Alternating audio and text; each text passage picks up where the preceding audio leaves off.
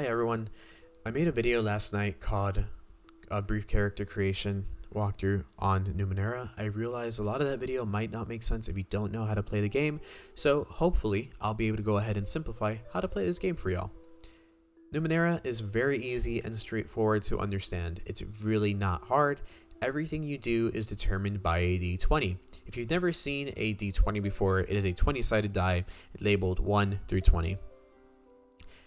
What that means is everything you do, talking, punching, climbing, having sex, whatever it may be, is determined by the d20. Now, if you look down here, this tells you a nice handy little chart because I set the target difficulty for all of those encounters. So let's go ahead and look at this little handy tool I made because it's 2019 and I still use paint. I am your GM. My name is Tibby. There is a raging river and there are 5 stones littered across it that seem that they could allow you to go ahead and hop between them. Now that might be kind of challenging for experienced people, but very difficult for non-trained people. So I go ahead and say, you know what, that really is challenging. So let me go ahead and put it as a 4. And then you made it a 4. It's kind of difficult. So your target number is 12 to roll on the d20. The way you calculate this is if I claim it is a level 4 counter or action or whatever you want to do, you must multiply this by 3, which then turns it to 12, thus making your target roll 12. In this example, Tibby rolled a 10. He failed, so he just kind of stumbled. I jumped across those stones. I stumbled on the third one, fell into the water, but I took no damage, and I was able to grab on to the rock, the little slippery stone, and keep myself from flying across. Cool.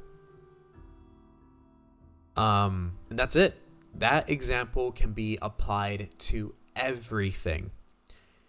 Let me give you another example here, and we're going to go ahead and talk about it in the terms of combat. You come up into this wild little area. There's just trees, there's overgrowth everywhere, but there's a hole in a weird opening in the ground that seems as if it leads downwards, almost like a staircase, but made of earth. Out from this staircase comes this crazy looking robot thing that seems to be made of glass, but it's cracked everywhere. Where its eyes should be is just a very dark gaping hole with almost seems to swirl, almost like a black hole. You feel it deep within your loins that this is not friendly, that it's going to attack you very, very soon. Oh no, what do? So let's put aside our roll for initiative and all that aside. I'll explain that when we're at the table. But I'm going to say this thing is kind of scary. So we're going to make it glass humanoid. Level 5. Thus target roll equals 15. Again, it's a level 5. You multiply it times 3. That is 15. And that is what you'll do to damage it. Now, because this is a level 5, the damage output towards the player is going to be 5. And the creature, I'm not going to get into anything more advanced. That's just what it's going to be. The damage output is 5 every time it attacks you. Now, if you want to attack this thing, I will say, okay, how do you want to attack it? You tell me. I want to use my bow, or not even, that's just so simple. I want to stab it. Cool. That's really cool. Go ahead and roll me your might. Tibby rolls the d20. I get a 16. I roll a 16. I succeeded. Because I was holding a medium weapon that does 4 damage, I now did 4 damage to it. Let's pretend this thing has 10 HP. Now I just go ahead and subtract 10 minus 7, 6. And there you go. That's not right. Wait, what? Why did I say 10 minus 7? What? It's 10 minus 4. That's 6. I don't know why I read that. That's why I was confused. Anyway, that's it. That's how the common encounters work. And you can apply this into a persuasive moment. You come around, this glass humanoid comes in, and it says something like, I don't know,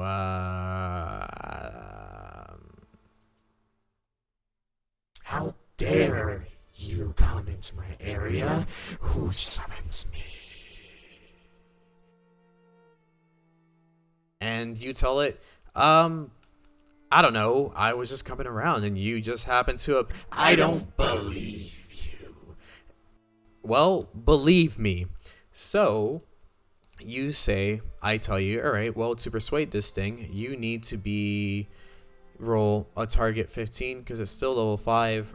Roll me your intellect, you hit 20, and then you're like, wow, I really succeeded at persuading that thing. And then that thing's gonna be like, oh man, you're super cool, you can leave. That's it. That's how everything works. It's really easy. Now, there are a few little minutia that I'm not going to go over, and I'll go ahead and talk about in person. The only thing I really want to go over in this video is your stat pools, which will make character creation a little bit easier. Might, speed, and intellect are everything that you do. Might combines all of everything that is strength. Climbing walls, punching things, stabbing things. Speed is everything that would require speed. Anything that's dexterous, having sex, swimming, jumping rope, anything gymnastically, sneaking, all that comes under speed. Gymnastically is not a word. Intellect is all of those things that you would do by being smart. Charisma, wisdom, reasoning, solving puzzles, remembering history, going through history, understanding history, whatever it may be, that all falls under intellect. Now the game works off a pool system. Consider your pools to be your energy, your level of energy and exhaustion within those skills. Doing anything requires energy. Let me rephrase that. Doing things tires you out. Taking damage lowers these numbers. Resting raises these numbers. There is no health system in Numenera. There are no hit points. It just works off of these. And I can't remember if I mentioned it in the video or not, but if this drops to 0, you go down the damage track, you're now impaired. If this drops to 0, you go down one more, you're debilitated. If this drops to 0, you're dead. And you need to roll a new character if you want to keep playing. Let's go ahead and refresh that. Now, these are just random numbers I put in. I think this is what the glaive starts off with. I can't remember right now. Okay. There is something called effort. Effort is exactly what it sounds like. It allows you to put effort into what you're doing to make things a little bit more easy because you're using more energy. And then there's something called edge, and I'll get to that in a second. Let's bring up this example. Jumping across the stones from this river is a level 4. I tell you, you need to roll your speed. And you say, okay, well, I want to use a level of effort to make this a little bit easier on me. But using effort requires some energy. To successfully use this point of effort, you must subtract 3 energy from the respective pool. And what that does is it lowers the difficulty from 4 to 3, thus making the target roll 9. So when you subtract the 3 from the 10, you fall at 7. You rolled a 10, thus allowing you to succeed. Perfect. That use of effort was great because it was not in vain. Now, there is something called edge, as I mentioned earlier. Edge means you have a particular edge in that skill, thus making it a little bit easier to use effort and it's less resource heavy. Same concept. It's a level 4. You want to make it a little easier. You want to use a level of effort.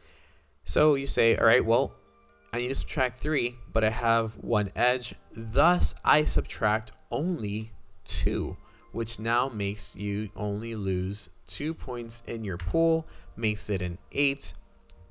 And this same idea still follows. Edge is very important, and using this and maximizing this is awesome. It makes it less resource heavy and allows you to do a lot more things without having to go through the recovery rolls. That's it. That's how that works.